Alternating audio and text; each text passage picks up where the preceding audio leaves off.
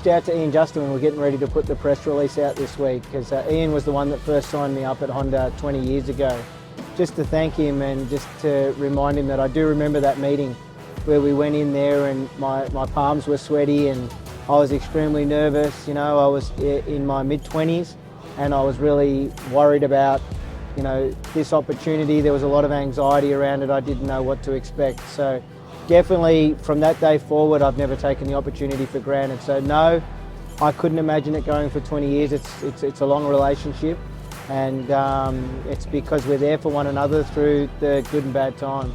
There's a few. It would be unjust to just mention one. One of the first ones that come to mind, even though it's one of many, is Ben Townley at Conondale. Like, you know, first of all, to make that signing happen took a major commitment from everyone and a lot of sacrifice and a lot of belief. And then when we turned up there and dominated the way we did, it certainly validated the reasons why we went to that effort to get Ben. Some of the other outstanding things that are surreal to me still, meeting someone that I looked up to my whole life in McGrath and having him ride for us, not once, but I think it was 3 times across 2 years.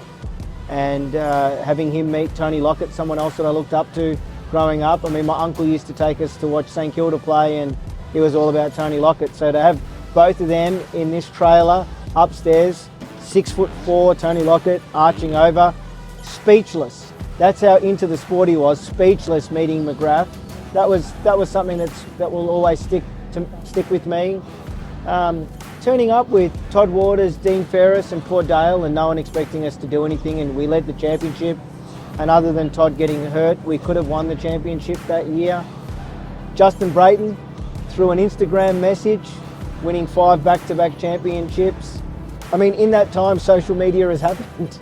Like, it's 20 years, so in that time, social media has come forward, and I communicated with JB to get him to come out and win 5 back-to-back championships. I mean, racing with Davey Millsaps, Kevin Windham, and then all of the Aussies. You know, racing with Josh Keisha and seeing him become the father that he is today. There are so many things that are special to me. I couldn't, it would be unjust to just mention one.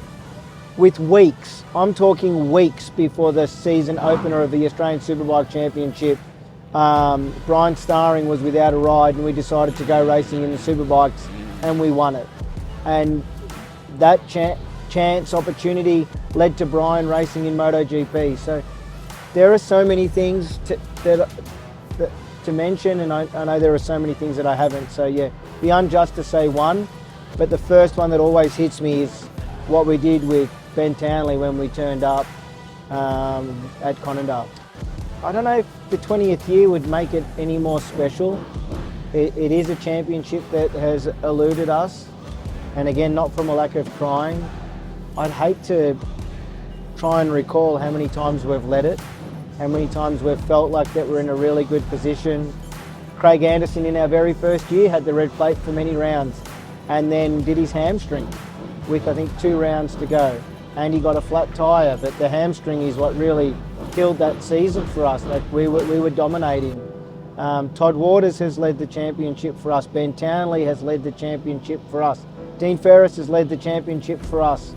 And there's many other riders.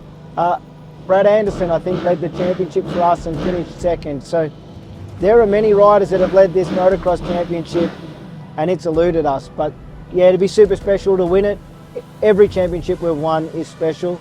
But for whatever reason, this one has seemed to escaped us so far. It started off with me kind of telling Honda, look, you know, we're going to take Luke Clout over there and I'm going to dabble a little bit and see how it all goes. But, you know, in the back of our head, we wanted to be competitive. I never want to ask a sponsor to give us anything if we don't feel like we can give them a return. It just doesn't sit right with me. This isn't a participation sport for me, and when it comes to business, we have one clear objective, and that's to get to the front. So the success we've had has been great. I feel Justin getting hurt in 2021 made it difficult, because I definitely think there were more podiums there with him. He's an exceptional rider, but to get a third in our first year and we beat Kenny in that race. So that was pretty extraordinary. Max's win this year, fantastic. But put aside that win, because some people could say circumstance made that possible with the rain. He got a handful of podiums. I think it was 4 or 5 podiums. So that legitimised what we said we were going to go out and do. That win was fantastic, but the season, finishing third in the championship, was unbelievable. So yeah, it's been a great success. It's certainly hard fought. We're dealing with a small budget relative to the factory teams over there, but everyone in our program, Martin's a great leader. Martin Davalos is one of the best leaders I've ever been involved with, and we'll just keep pushing forward with that. I enjoy the process. I enjoy building a strong team with like-minded people, with great leaders, and we have some great people in the Australian program, and Martin's already shown his leadership skills, and I look forward to continue to work with them and with the people I've got here to nurture talent and chase championships. I don't think that'll ever change. The moment that changes, I shouldn't line up at the starting gate. So the next 5 years will be the same as the last 20. We'll continue to strive to be at the top. We look forward to the competition. I love the rivalry, and I love how everyone in Australia is now unified with regards through AMG to push the sport forward. I want to see growth in the sport in this country over the next 5 years, and I'd really like to see a world supercross take off. I'm not sure how that will happen, but I hope that happens in my lifetime.